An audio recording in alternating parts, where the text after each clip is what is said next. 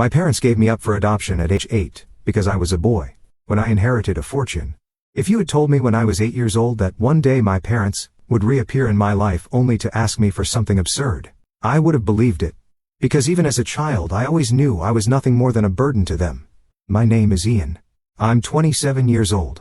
What I'm about to tell you is not a sweet story of overcoming adversity. It's about abandonment, and the kind of hatred that comes from where you least expect it, your own family.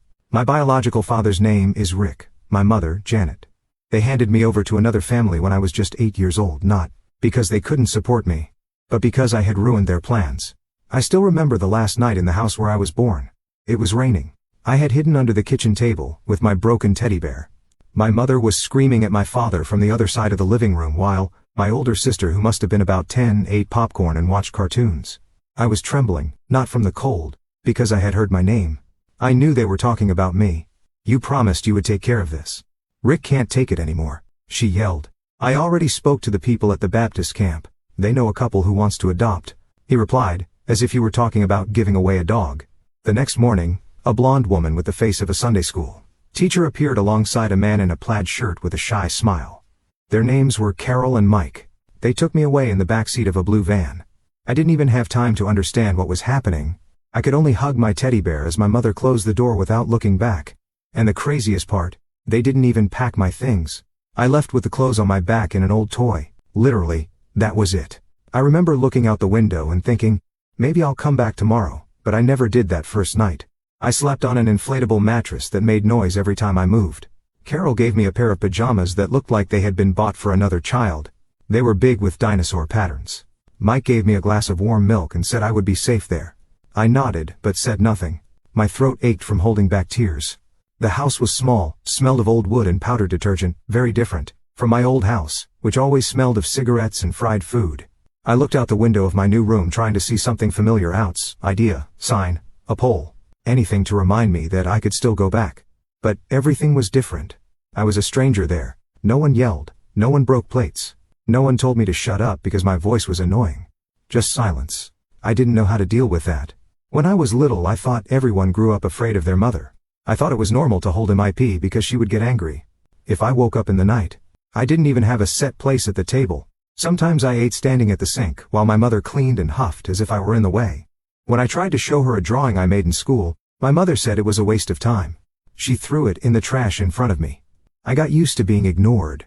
My father spent days away traveling for work, and when he returned, it was as if I were invisible. Once he brought a gift for each of my sisters, expensive dolls with shiny dresses. When I asked if there was anything for me, he said, "You're not interested in those things." I didn't know if he was serious or if he had simply forgotten. The worst part wasn't the lack of gifts. It was the lack of affection.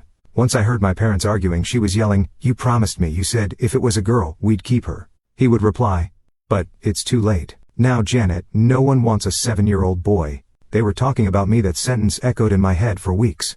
Things started to get worse when I turned 8. It was as if they suddenly decided they no longer needed to pretend I was part of the family. My father, when he was home, only spoke to me to give me orders: wash the car, sweep the yard, clean my sister's bathroom. One Saturday, I woke up early and found my sister Hannah lying on the sofa with ice cream. My mother came in, so I hadn't washed the dishes, and screamed at the top of her lungs. I started to become more aggressive. I didn't hit anyone, but I would kick walls, punch my pillow. It was my only way of not exploding inside.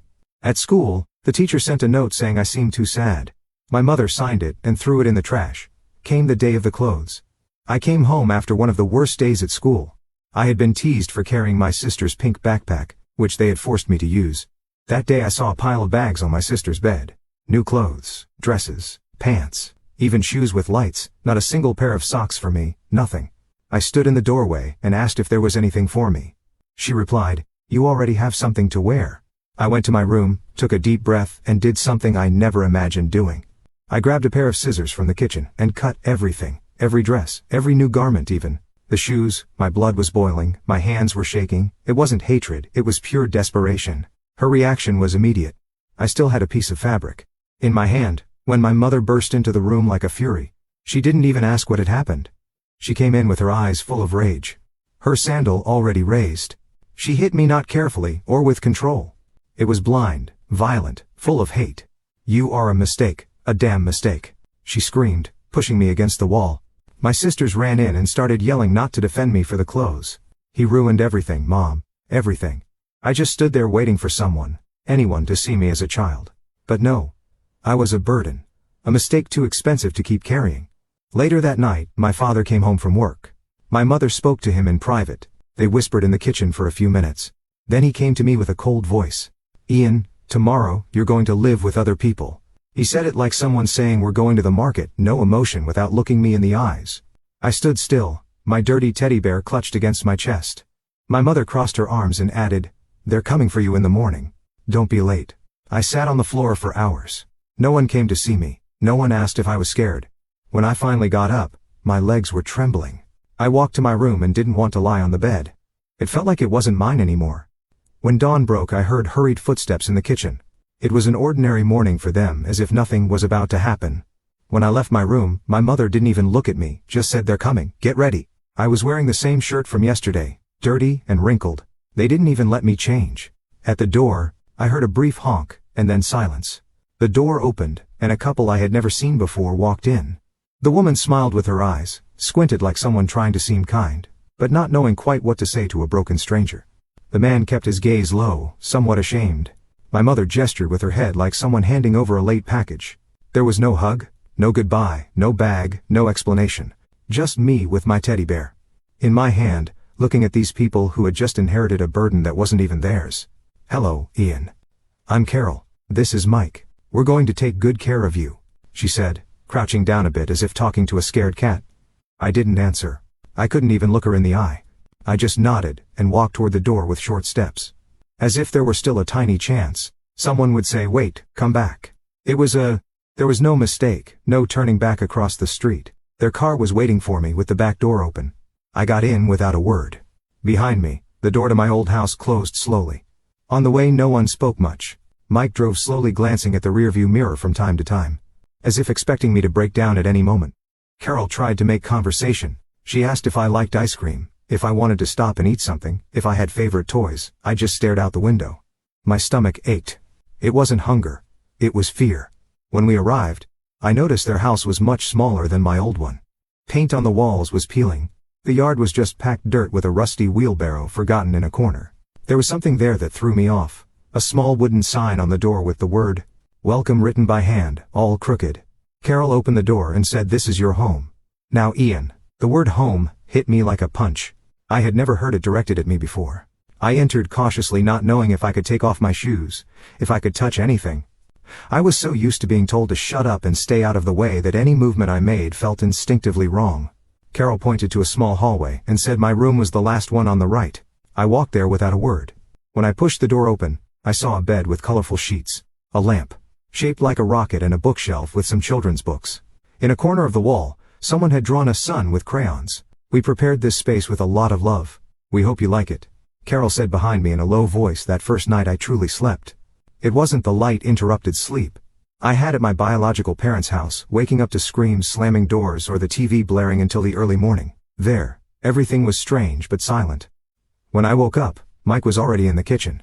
He was making pancakes, humming some old song. I didn't know. He looked at me, smiled, and asked, "Do you like them with honey or with jam?" Took me a few seconds to answer. I was waiting for the catch, the scolding, the typical, "Serve yourself with honey," I mumbled almost voicelessly. He put 2 pancakes on a plate, carefully poured honey over them, and passed it to me as if it were the most normal thing in the world. And maybe it was, but to me, it felt like science fiction. Carol came in shortly after, already dressed for work, and said that later we could visit the new school. And that in the meantime, if I wanted, I could help organize some old books in the basement.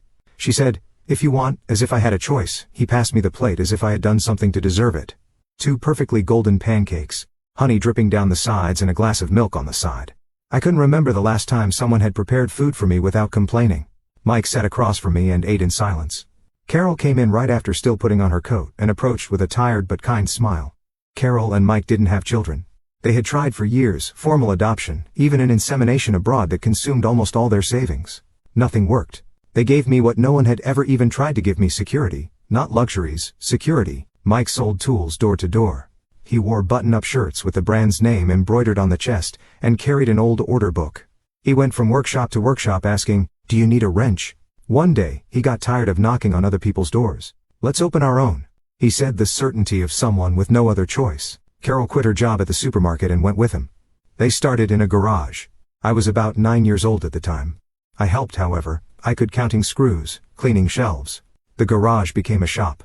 The shop became a warehouse. The warehouse became a distribution center. When I was 12, we moved to a house in the suburbs that looked like it was from a catalog. A curved staircase, dark wood floors, a room just for me with a sign on the door that said "In Space." Carol enrolled me in a school where the uniform didn't come torn. I had a new backpack, sneakers that didn't hurt my heel. Lunch, with a little note for good luck on the test hidden in the napkin. At 15 I started working with Mike for real, first in the warehouse, then accompanying deliveries, and finally helping Carol with the reports. "If this is all yours one day, you have to know how to do everything," he would say, with a tone that was half serious, half excited. I grew up. I studied during the day, worked in the afternoons, had dinner with them at night. We laughed about everything. We had a tradition of watching old movies every Friday. Mike's favorite was Ferris Bueller's Day Off. He always cried at the end. At 21, I graduated with a degree in business administration. Mike cried like a baby on graduation day. Carol ended up with a headache from smiling so much. "Seeing you with that diploma," she said, "is better than any miracle I ever prayed for." 2 years later, they went away for the weekend. On the way back, an out-of-control truck swerved into their lane. It was a blind curve. It was instantaneous. There was no time. No ambulance could have gotten there fast enough. I was the one who had to identify the bodies. The world went silent for weeks. I don't clearly remember the days that followed. It's as if my mind covered everything with a thick fog where time didn't pass. I only remember the silence, the empty house, the lights left on in the hallway because I couldn't sleep in the dark. I cried all the tears. I hadn't cried when I was abandoned. I cried with rage, with guilt, with nostalgia, with a knot in my chest that seemed like it would never loosen. Their room was left just as they had left it. Toothbrush, the book on the nightstand, Carol's coat hanging behind the door. Everything became both a relic and a ghost at the same time. And every corner of the house reminded me that they had existed. They had loved me, that now they were no longer here to see the man I had become. They left me everything. The house, investments, stocks, the entire company. But I didn't want any of it. I just wanted them back. But what they built was what kept their names alive. So I kept going. I grew the company. I opened branches, hired over 100 employees, their names on the social foundation. I created. I did everything the way Mike would have done it, with precision, with purpose. Update 1: last night, the reception at headquarters called me. "Mr. Ian. There's a man here. He says it's urgent." Name? I asked. "He says his name is Rick. He says he's your father." When the guard mentioned that name, Rick, my hands went cold. I was in the executive boardroom with contracts spread across the glass table, ready to sign the acquisition of another company. But suddenly all those papers seemed useless, like blank sheets. I went down to the lobby. There he was. The man who had given me away like someone leaving old furniture on the curb. Now with slumped shoulders and unkempt beard, cheap clothes that didn't hide his poverty. But what struck me the most was the way he looked at me, as if he had the right. As if the years hadn't passed. "Ian, my son," he said almost in a whisper. My son. He had never called me that, not even when I was behind him. I saw 2 exhausted women, and with them 4 small, restless children running around. My sisters, my nieces and nephews, a living portrait of chaos and abandonment. It was right there in front of that broken man in that scene that I understood. Past wasn't dead. It had just knocked on my door. The guard looked at me, waiting for a signal. I could have simply had him removed. Pretended I had never heard that name. Rick managed a crooked smile showing missing teeth and extended his hand. I didn't take it. The smell of cigarettes and sweat reached me before he did. "Your mother." He began scratching the back of his neck. "She left, ran off with another man, left me all alone." The words fell heavily, but they didn't stir any pity in me. And then he said, pointing to the women behind him, "My sisters. They came back home each with 2 kids. No husband, no, nothing. We were all together. But Ian, I have no way to support us." He said it with a sharp naturalness, as if it were logical that I the same. Boy he had thrown out without a second glance should now be his lifeline.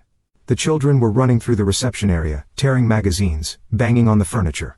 One of them looked at me from a distance with wide open eyes and asked quietly, "Are you Uncle?" That question pierced my chest like a blade. Uncle Ian. I had never been an uncle to anyone. I hadn't been to any birthdays, any school parties. I didn't know these children's names. And suddenly, they were all looking at me as if I were the answer to a problem I didn't cause. Rick took advantage of the silence to take another step. "You have so much now. You can tell imported car building with your name on the front. Everyone talking about you." His voice trembled. But there was a glint in his eyes that wasn't sadness. It was expectation. We just need a little help until we can get back on our feet. One of my sisters. The older one crossed her arms and said nothing. The other stared at the floor, biting her lip. As if she wanted to be anywhere else. I could feel the gazes of the employees burning my back. I knew they were all trying to figure out who this ragged man was, calling me son, me, the CEO in a suit and tie now standing before it goes to claim to be my father. Rick ran a hand through his thinning hair and sighed loudly, theatrically as if carrying an unbearable weight. I know I messed up, Ian. I know I wasn't the father you deserved, but you have to understand. I was young. I didn't know what I was doing. He reached out trying to touch my shoulder, but I stepped back before he could reach me. Things are different. Now. Can you give us a chance? Can you help your family? The word family turned my stomach. He spoke as if all those years of abandonment could be erased with a cheap excuse, as if I had been kept in a drawer, waiting to be taken out when it was convenient for him. One of the children tugged on the sleeve of my jacket.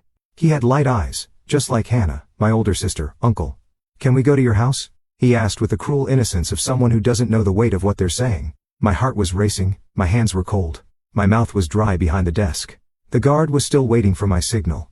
Update 2. I looked into Rick's eyes, and for the first time since he walked into that lobby, I let all the pent-up rage out. You are not my father. My voice came out firm without hesitation. The man who raised me died 2 years ago, along with the woman who taught me what love was. You handed me over like I was trash, and now you come looking for me. The entire reception fell silent. The children, confused, took my sister's hands, understanding nothing. But the sentence that came out of his mouth next froze me to the core. Then it doesn't have to be money. Rick scratched his sparse beard, trying to keep his own voice steady. I want you to do for them what Mike and Carol did for you. My heart stopped for an instant. What did you say? I asked, almost in disbelief. He took a step forward, his gaze fixed as if he had found the perfect solution.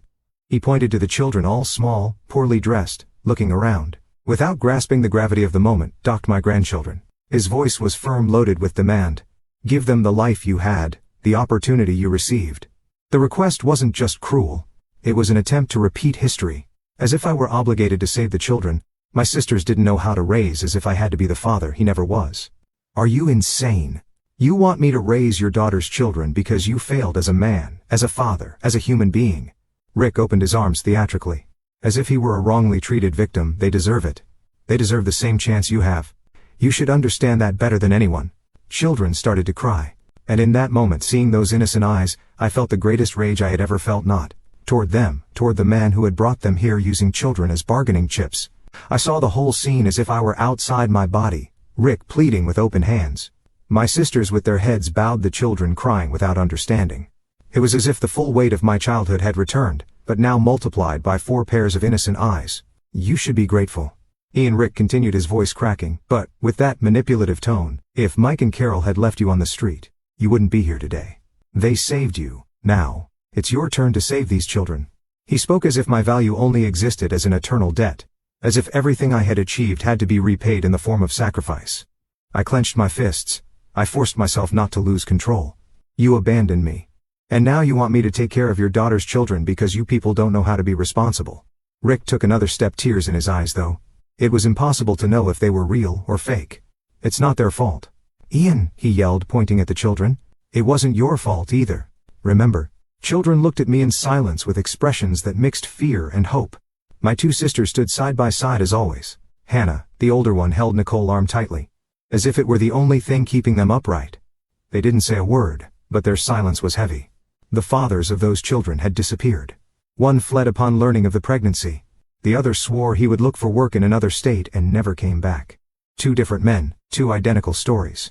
The family pattern repeating itself, like a curse, abandonment, neglect, desperation.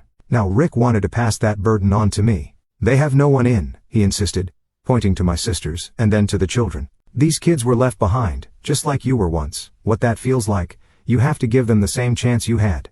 My sisters remained silent, their gazes lowered. Maybe out of shame, maybe out of fear of admitting they were handing over their own children like someone handing over a suitcase they can no longer carry. I looked at them and saw in them the same cowardice I remembered from Rick. There was no defense, no pride. Just the expectation that someone else would solve what they never wanted to face. Rick stretched his arm toward me with an open hand, as if handing me an invisible object. They're your responsibility. Now. You can give them school, a home, food, a future. You can give them what I couldn't. My eyes were burning. It was rage. Rage at his audacity. Rage at my sister's passivity. Rage at being in front of children who had asked for none of this. I stared at him for a few seconds, breathing deeply until I found firmness in my voice. I am not going to raise your daughter's children. I will not repeat your cowardice. But I will not turn my back on children who are not to blame for anything. My sisters looked up surprised. But they didn't have the courage to say anything.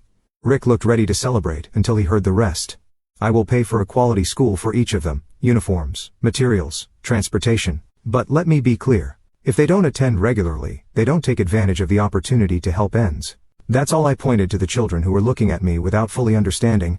Only they will have my support. The adults will not see a single cent from my pocket. Rick's face turned red as he swallowed hard. I turned to the company lawyer who had come down with me. Also prepare a lawsuit against the biological fathers of these children. Let them learn the meaning of responsibility. Months later, the children were in private schools with clean uniforms, bringing home good grades. I never went to pick them up at the classroom door, but I was present at every parent-teacher conference. A few months after that night in the reception, Rick came back. He didn't come with the children or my sisters. He came alone, ragged, with the same worn-out speech as always. He waited for me at the parking garage exit, leaning against an old car. As if he still had some right over me. Ian, help me out with some money. Just until I get organized. I didn't answer immediately. I just looked at him closely. And the only thing that came to my mind was Mike and Carol. Everything they had built with effort. Everything they had taught me about responsibility. I took a deep breath and let it out dryly. Help you. Never. Whatever I had to give you, you threw it away when you left me. Rick lowered his head, mumbled something I didn't hear, and walked away. He never came back. Meanwhile, my nieces and nephews grew up. They attended the school I paid for, used new backpacks, received top-quality materials. And when they missed school without a valid reason, the principal already knew my support could end. I made it clear from the beginning that I would only help if they took advantage of it. And they did. Years later, they came to find me now. As young adults, they wanted internships at the company. I accepted. First in the warehouse. Then in administration, exactly as Mike had done with me. Today they all work with me, and each one of them carries the mark of having fought to earn their place. They call me uncle, but I know from the way they hug me on birthdays, from how they look at me in meetings, that they respect me. They love me. As for Rick and my sisters, we barely exchange 2 sentences a year. They are still waiting for something that will never arrive. I didn't break the cycle just for myself. I also broke it for those kids who weren't to blame. And the truth is, I've never regretted helping only them, because it was enough to transform destinies without repeating the mistakes of the past.